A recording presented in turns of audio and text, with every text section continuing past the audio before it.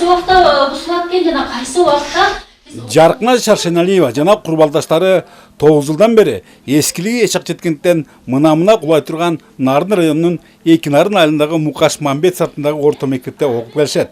Чындыгында коопсуздук чаралары көрүлүп, өзгөчө кыралдар кызматы тарабынан мында билим алууга тыюу салынган. Бирок 130 түтүн эл мекендеген бул калктык пунктта башкасы болбогондуктан минтип тобокелдикке барууга туура келүүдө. Андыктан окуучулардын жаңысы дегенде эки көздөрү төрт. Алардын бактысына өздөрү баштан кечирип жаткан оор жагдай жакындагы эле элдик курултайда козголуп, мамлекет башчысы Садыр Жапаровдун жеке көзөмөлүнө алынды. Ишенем, ушу жаңы мектеп салынат деп. Бирок Кыргызстан боюнча өзү 200 ошо эски мектептер бар экен, бирок ошонун арасына биз да кирсек дагы, ошо 200 мектеп ошо 2 жылдын аралыгында жаңы мектеп болуп салынып калганына ишенем да. Мындай бүктөйбүз. Ал эми Кымбат Жапарованын аталган билим уясына эмгектенгенине 35 жылдан ашты. Алгач көп билинбегенмен, акыркы 4-5 жылдан бери имараттын адам өмүрүнө коркунучу чоң. Жада калса жыл сайын жасалган оңдоп түзөлөрдүн деле ырыстуу майнап жок.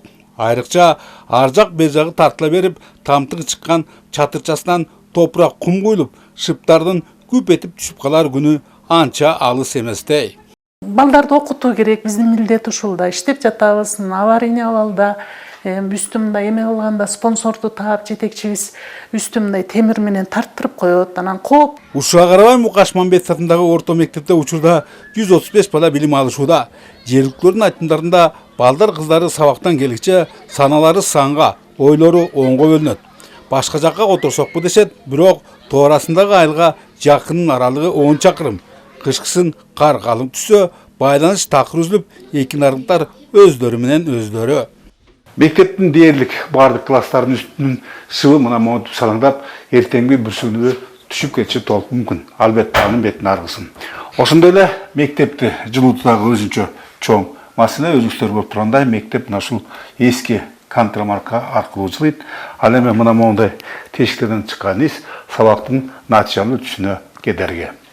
Эгер жакындагы эле элдик курултайда айтылгандар жерде калбаса, келерки окуу жылында экинардык окуучулар азырынча үй чуктаса да түштөрүнө кирбеген 4 тарап төп билим уялуу болуп калышы ажеп эмес.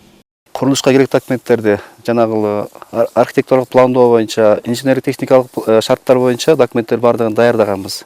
Азыр биздин колубузда бардыгы бар, жана тийиштүү жактарга бергенбиз. Негизи курулуш башкармалыгында тизмеде турабыз, жараксыз абалда деп.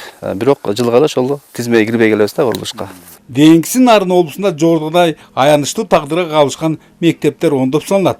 Антсе да калыстык иретинде акыркы жылдары аздыр көптүр жаңыларынын пайдаланууга берилип жаткандарын белгилейли.